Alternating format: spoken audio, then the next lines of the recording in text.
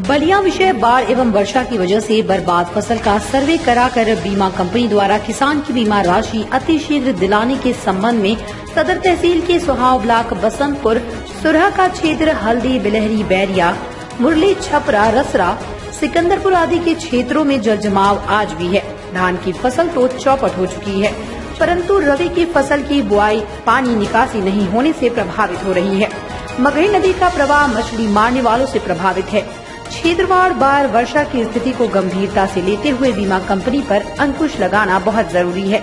बीमा कंपनी के द्वारा हर किसानों के साथ धोखा कर रही है, अतः अतिशीघ्र बीमा कंपनी पर अंकुश लगाएं जिससे कि किसानों को लाभ हो सके। जिस पत्र को लेकर दीपक सिंह, केडी सिंह, गंगेश्वर सिंह, गोपाल राय, रविंद्र ठाकुर, ओम प्रकाश कुशवाहा, कौशल सिंह, वेद प्रकाश सिंह, राजन सिंह, सचिदानंद सिंह, मुखदेव प्रसाद, राजकुमार पाल, श्याम बिहारी प्रजापति, जितेंद्र सिंह, विजय शंकर सिंह, डॉक्टर अनिल राय आदि लोग मौजूद रहे। बलिया से चंदन कुमार की रिपोर्ट। दीपक कुमार सिंह, हिंद पूर्वांचल किसान यूनियन जिलाध्यक्ष बलिया।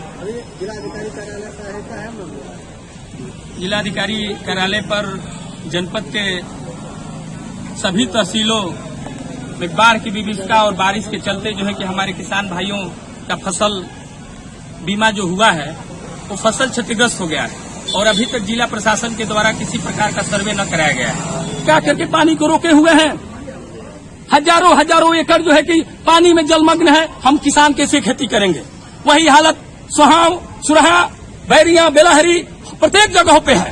लेकिन मैं सरकार और प्रतिनिधि का ध्यान आकर्षित कराना चाहता हूं कि किसान जाग गए हैं और निश्चित रूप से अगर आप किसानों की बात नहीं करेंगे तो केवल हवाबाजी और पेपरबाजी करने से किसानों का भला नहीं होने वाला है। और निश्चित रूप से फिर आप सबको आग्रह के साथ अवगत करा रहा हूं, एक सप्ताह के अंदर शासन प्रशासन के द्वारा अगर सर्वे करा करके पूरे जिले के लोगों किसानों को क्षतिपूर्ति नहीं दी गई तो क्रमिक अनशन करूंगा अपने पूरे जनपद के किसानों के साथ, जिसकी पूरी जिम्मेदारी जिला प्रशासन की और शासन की होगी। धन्यवाद। क्या 22 में आने वाले चुनाव में, यूपी चुनाव में शासन को किस तरह का झंडा दिखाएंगे? देखिए, अभी किसान हित की बात हो रही है और अभी जो हमारा जो संगठन तैयार हुआ है ये पहली बार 70-75 साल के बाद जो है कि हमारे संरक्षक वंशनारायण राय जी और हमारे राष्ट्रीय अध्यक्ष केडी सिंह के नेतृत्व में बना हुआ है। अभी हम लोग किसान की मूलभूत सुविधाओं के लिए लड़ रहे हैं। किसान के खेत तक पानी कैसे पहुंचे, बिजली की व्यवस्था कैसे हो, किसान की सरकार की योजनाओं को लाभ कैसे मिले। अभी मूलभूत सुविधाओं पे और किसी पार्टी के ऊपर मैं टिप्पणी नहीं करना चाहता हूं। जो भी पार्टी हमारे किसान के हित की बात करेगी, किसान की योजनाओं को मूलभूत से पहुंचाएगी, मैं उसके साथ रहूंगा, उसकी बात करूंगा। बीजेपी तो खाली किसान की बात करती है कि किसान की आय दोगुनी कर दी गई है, तो कहां तक दोगुनी हुई है? मंत्री भी आपके कहते हैं कि दोगुनी कर दी गई है। देखिए, ये तो बात आपकी सही है। जो एएसपी जो तय होता है उसमें अगर मैं आप मीडिया के द्वारा ये मांग करता हूं कि उसमें अगर किसी किसान का प्रतिनिधित्व होता और किसान ये तय करता कि हमारे खेती में लागत इतना है, उसके बाद अगर समर्थन मूल्य तय होता तो निश्चित रूप से हम लोगों की दुगुनी आय हो जाती। एसी में बैठे हुए लोग एमएसपी तय कर देते हैं कि लागत इतना है।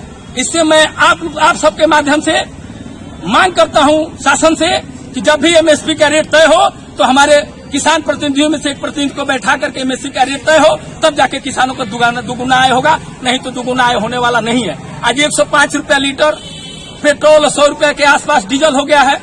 किसान जो है कि खेती ट्रैक्टर से कराता है, डीजल से पानी चलाता है, कैसे दुगुनी आय होगी? ये केवल जो है कि पेपर में बोलने से दुगुनी आय होने वाली कहते हैं। आप ही के विधानसभा के मंत्री कहते हैं। कहते जरूर है, लेकिन हम आपकी बातों का मैं खंडन कर रहा हूं कि ये उन लोगों की राय है कि दुगुनी आय हो गई है। लेकिन हम लोग किसान हैं, 1 बीघे में क्या लागत आती है और कितने का हम लोग बेचते हैं। आज दुगुनी आय की बात करने वाले लोग हमारे क्षेत्रों का दौरा कर लें, हम लोगों का लागत भी आने वाला नहीं है। हम लोग अगली खेती करने की स्थिति में नहीं है। वह लागत कहां से आएगा? केवल पेपर में बोल देने से और प्रेस कॉन्फ्रेंस कर देने से किसानों का भला होने वाला नहीं है।